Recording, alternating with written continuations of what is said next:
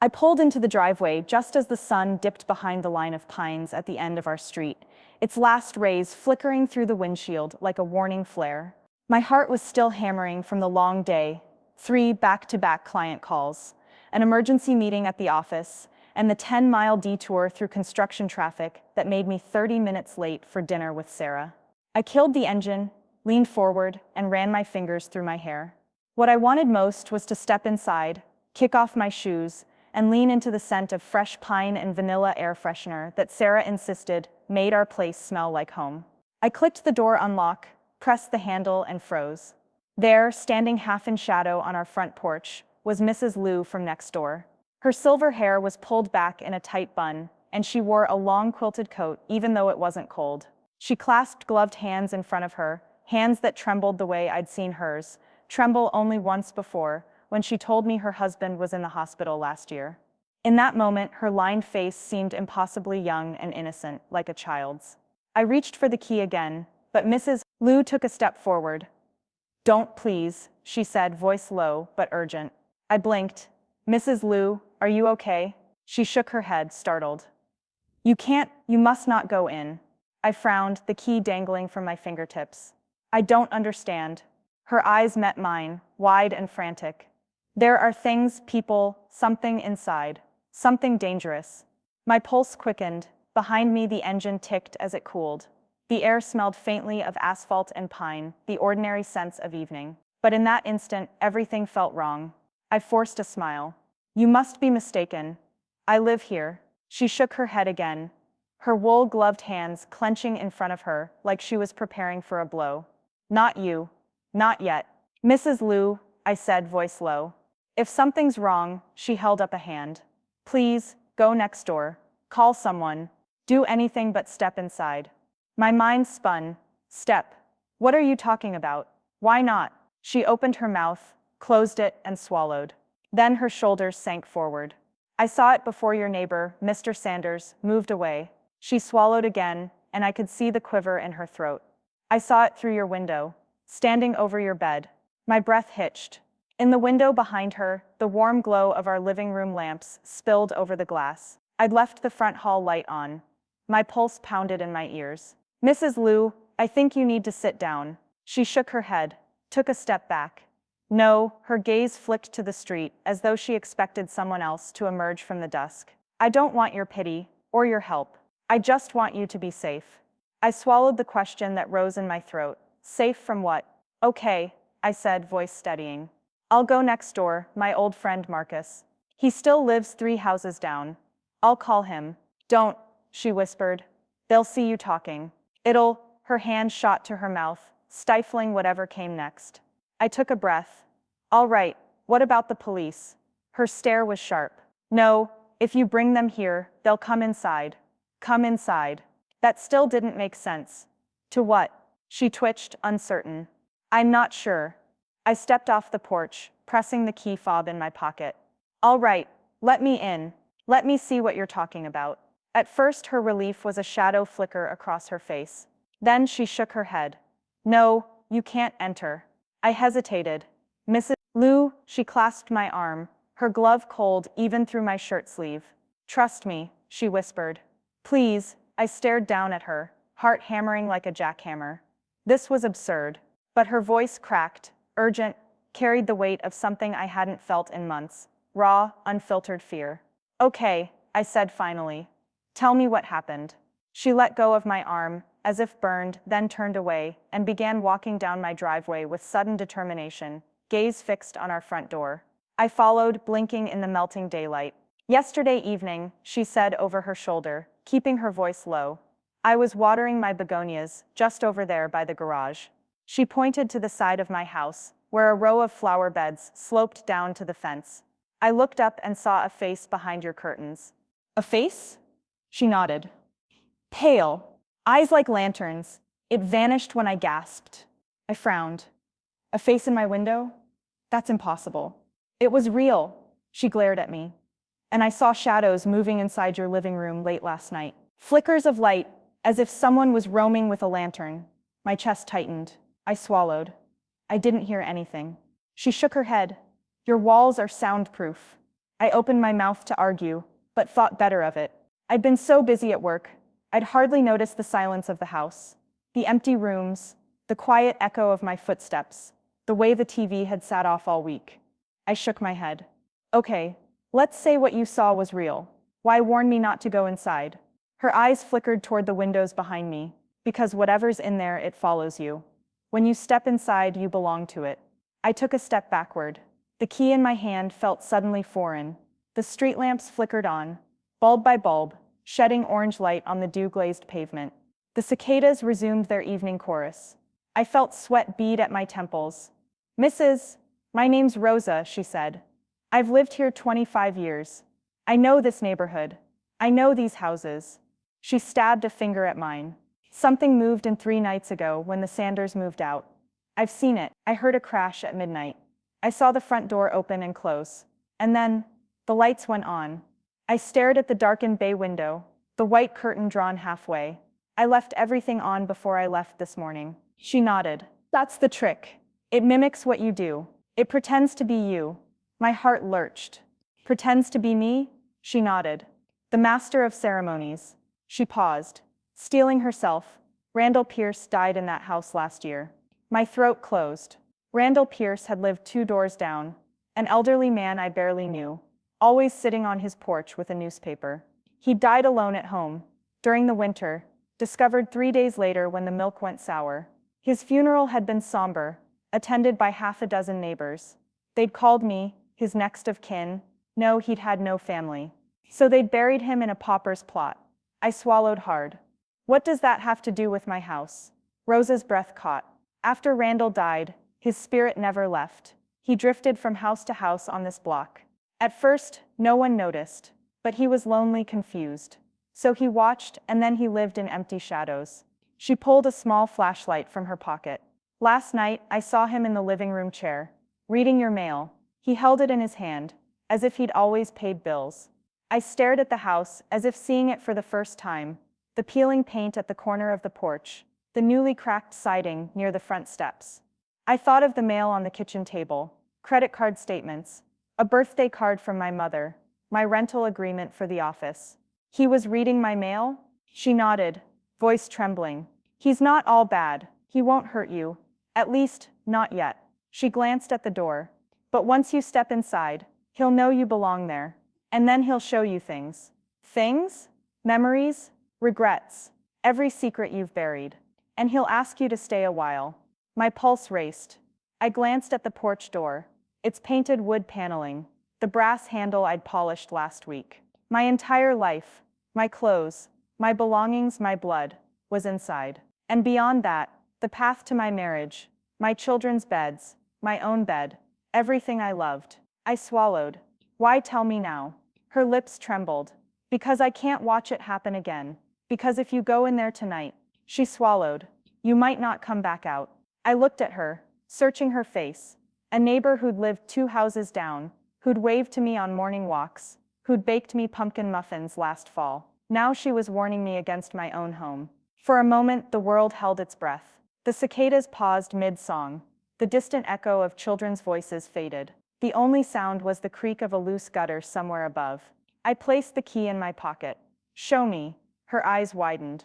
"No," but I turned and walked toward the side gate that led to our backyard. I saw the broken latch on the garage door, the disturbed mulch under the kitchen window. Rosa hurried after me, her heels clicking on the pavers. I crouched by the window and peered in. The kitchen was dark, but the curtain shifted as though a breeze moved through the room. Or, someone moved inside. I stood, heart like a drum. "He's in there." Rosa grabbed my arm. "Go back." I shook her off gently. "No." I pressed my palm against the cold glass. "What do I do?" She exhaled, hair whipping around her face. "You have to outlast him." "Outlast him?" She nodded. "Don't draw his attention. Don't let him show you visions. Don't sit in his chair. Just keep moving. Until sunrise." I closed my eyes, letting her words wash over me. "Until sunrise." She sank to her knees beside me. "If you fall asleep, he'll claim you. Your soul will drift here, and you'll join him on his lonely rounds." I swallowed, gaze fixed on my own reflection in the glass. The house behind me looked innocent, but inside it waited. "And if I refuse?" Her eyes brimmed. Then I'll come in after you. A single crack of thunder boomed in the distance, though the sky was clear. I looked at her, neighbors by chance, standing in the last light of day, on the brink of something ancient and terrible. I squared my shoulders. All right. I held out my hand. She placed her cold palm in mine. Come morning, you'll be safe. I nodded. My pulse was still racing. I felt the key in my pocket, a promise of entry and an unspoken vow not to use it. As we turned to walk away, I looked back at the house one last time. The living room window framed by white curtains, the porch light flickering, the door waiting for me. And beyond the door, waiting in the dark, was something that shouldn't be there. Tomorrow I'd find out what. The amber glow of dawn had never felt so precious. I sat on the curb 3 houses down, Rosa's little porch still warm from the sunrise, dragging a deep, shuddering breath into my lungs. Behind me, my car sat idling, kids asleep in the back seats. I hadn't slept a wink, but I'd kept moving all night, just as Rosa advised, outlasting whatever haunted my house. Now, hands trembling around a to-go cup of coffee, I watched the westward sky lighten from ink to steel to pale blue.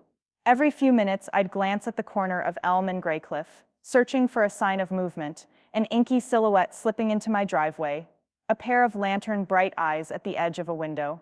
But nothing stirred. Randall Pierce's ghost, if it truly was him, had not followed. I closed my eyes and let the coffee's warmth wash over me. I should have called Sarah, or the police, or packaged my children and fled to a hotel. But I hadn't, because I needed to know what was inside that house. I needed proof that the world hadn't gone completely mad. I sat there until my coffee ran cold. When my arms went numb, I stepped forward, grabbed the car keys off the hood, and started the engine. The children stirred, yawns and sleepy murmurs escaping the back seat. I roused myself out of exhaustion's fog. Kids, I called softly, we're going home. They blinked up at me, my daughter curly hair mussed in the back seat, and my son thumb in mouth. I smiled at them, my heart clenching. Daddy's been gone too long. Let's go see Mommy. As we rolled down Elm Street, the streetlights clicked off one by one. The block looked empty and quiet, like any other early morning. My house sat at the corner, its porch light still off, a black cave in the fading half-light. My stomach roiled at the thought of approaching, but I couldn't turn away. I parked at the curb in front of my own home, only a few feet from where I'd abandoned it hours ago. I killed the engine and sat for a moment, staring at the dark windows. The pale coffee in my cup reflected back at me like a pool of uncertain fate. Daddy, my daughter asked from the back. Are we home? Almost, I said softly. I reached back and tucked my son's fingers in mine. Just give me a minute. I opened the driver's door and stepped onto the front lawn. The grass was wet with dew, pressing up through my loafers. I tightened my jacket collar against a breeze that felt like a whisper. Come back in. I took a breath and walked to the porch. The door loomed before me, unchanged, white paint, a brass handle polished to a dull shine, the faint outline of our welcome mat half buried in shadows. I reached into my pocket, fingers closing around the brass key I'd almost thrown away. My heart thundered. I could hear my children's breathing, steady behind me. I closed my eyes and whispered, "Here goes nothing." I stepped inside. The darkness hit me first, a cavernous hush pressing against my ears.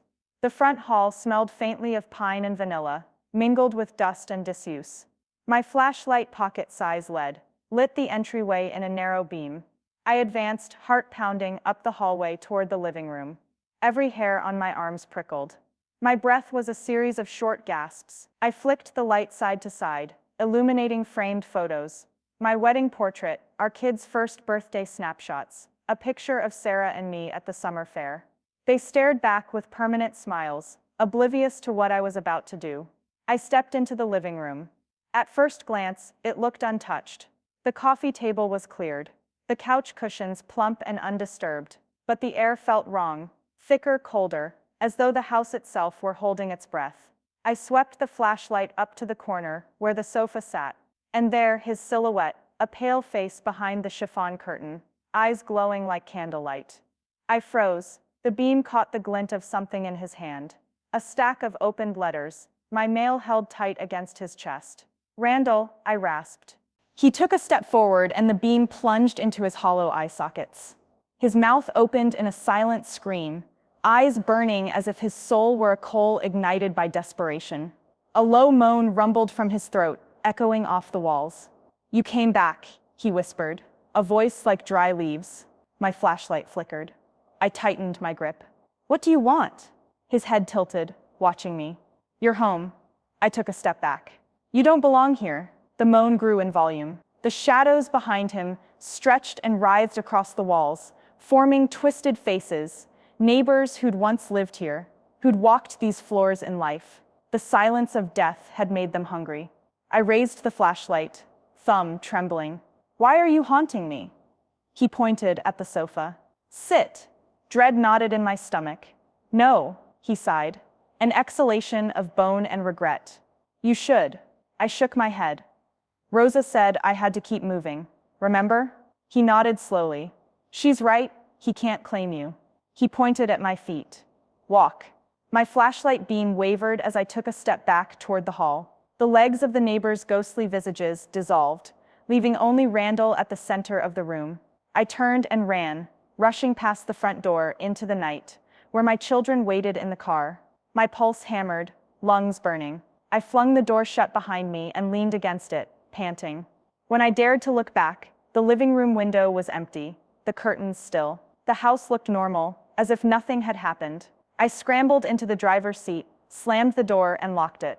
My daughter's eyes were wide, flashlight beam dancing across the back seat. "Daddy?" she whimpered. I swallowed hard, voice thick. "Let's go home to Aunt Rosa's, for now." Sarah had booked us a room at a bed, and breakfast on the next block over, small, cozy, owned by a friend. I fired up the engine and pulled away, my heart pounding as the house disappeared behind me in the rearview mirror. Over the next 2 days, we camped at Rosa's, her living room couch, her overflowing bookshelves, her kettle on repeat. She refused to let me return home until I'd recovered my nerve. I took long walks with her under gray skies, clutching my coffee cup like a shield. We talked about Randall, about other ghosts she'd seen drifting through the block, about the loneliness that kept them tethered to our houses. One evening, she brought out an old journal, tattered leather, yellowed pages. "I kept it when I first saw him," she said, settling into her recliner. "It's all here." I leaned forward. "What does it say?" She flipped to a page dated 10 years ago, June 14th. "He watches me through my kitchen window. He doesn't look at me. He looks at what I do." I thought I saw his smile once, but it might have been the sunset. My breath caught. "He moved in after my neighbor died." She nodded. "I think he wanders until someone opens their door. Then he stays for a while, enough to learn your life. He remembers you in life. He tries to live those moments again." I stared at the journal's pages full of chicken scratch notes, sightings at dusk, furniture rearranged, the reflection of a pale face in a steamy bathroom mirror. "Why here?" "Because you belong," she said simply. "Because you hurt him." I froze. "Hurt him?" She closed the journal. You were his caregiver, weren't you?" My chest tightened. Randall Pierce had been too proud to ask for help. But when his wife died, he'd fallen into neglect. I'd taken groceries over, helped him pay the electric bill, sat with him on his porch after work. He'd told me stories of his college sweetheart, of losing his job, of watching the world change in ways he didn't understand. I'd listened. I'd laughed. Then one day I'd been too busy at the office. I'd waved at him through my windshield, promised to stop by that weekend, and never returned. I'd forgotten his birthday. I'd forgotten the stale smell of his house. I'd forgotten him until he was gone. I closed my eyes. I didn't know. Rosa placed a gentle hand on mine. "He remembers." My throat burned. "How do I make this right?" She leaned back. "You have to invite him in." I exhaled slowly. "Invite him in." "Yes. You can't fight him. You can't chase him away. You have to coax him into the daylight." "How?" "We hold a gathering here, at my house, not your house. We invite neighbors, people who've seen him. We prepare a space. We honor him. We let him speak." I stared at her, uncertainty battling hope. "Speak?" Rosa nodded. "He only speaks to people who listen. Once he's spoken, he can move on." A flash of memory. Randall once told me about his first love, how she taught him to dance in the kitchen. I remembered his laugh, the light in his eyes. I'd abandoned him just when he needed a friend. Now I might get a chance to make amends. I drew a deep breath. Okay, Let's do it. That Friday evening, we set up Rose's living room for a séance of sorts. We moved armchairs into a semicircle, brought in a low table with candles, scented vanilla to remind him of home, and placed a framed photo of Randall on the mantel. I printed flyers, remembering a neighbor and evening with Randall Pierce, and taped them to mailboxes on the block. At 6:30, people showed a dozen neighbors, curious and anxious, plus a handful of local ghost hunters with equipment Rosa had insisted we use to record EVP. My children sat on the floor with flashlights under their chins, giggling until I gave them stern looks. I stood in front, candles flickering, and spoke, "Thank you all for coming. We're here to honor Randall Pierce, our neighbor, our friend. He died alone. He's lingered, watching, waiting. Tonight, we invite him to speak, so he can find peace." A hush fell. We lit the final candle. The air stilled as if the room itself held its breath. "Randall," Rosa called softly. "If you're here, if you can hear us, please let your presence be known." The candles flickered, though no breeze moved. The equipment crackled, then a faint creaking, like old floorboards. A cold rush of air skated across our necks. A voice, so quiet I almost missed it. "Thank you," gasps broke out. I felt tears prick my eyes. I stepped closer to the table. "We remember you," I said. "We're sorry for forgetting." A low sigh drifted through the room. Then a whisper, barely audible, lonely. Someone cried softly. I swallowed. "We're here now." A pair of photos on the wall, a snapshot from Randall's birthday party, slid from its nail and fluttered to the table. A hand reached out from the corner of the room, pale, translucent, tracing the edge of the photo. Then it vanished. We sat in stunned silence until the candles guttered. I closed my eyes. In the quiet, I heard one more voice, gentle and wistful, "Home." And then the candles flared back to life, steady, brighter than before. The recorder clicked off. The doorbell rang insistently. At the door stood my children's nanny, coat dusted with rain. "I brought more chairs," she said. Inside, the air felt warmer, a little less hollow.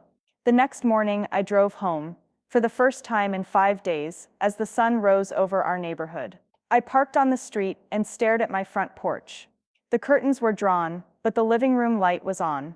A pale blue glow drifted out. I reached into my pocket and retrieved my key. I told myself, invite him in. I turned the handle and stepped inside. The house was quiet, but not lifeless. The air smelled faintly of vanilla and pine, mixed with the afterglow of chapel candles. I walked to the living room and saw, on the sofa cushion, an old paperback, Randall's favorite detective novel, the one he lent me years ago. I sat, heart pounding, and opened the first page, a handwritten note in the margin. His handwriting, shaky but unmistakable, to my friend William. "Thank you for remembering." I closed the book and pressed it to my chest. Outside, the wind rustled the pines. In the window, I thought I saw a shadow, a pale silhouette standing in the yard, nodding once before fading into the morning light. I exhaled, tears spilling. I whispered into the empty room, "Welcome home." And for the first time in nearly a week, my house felt like mine again.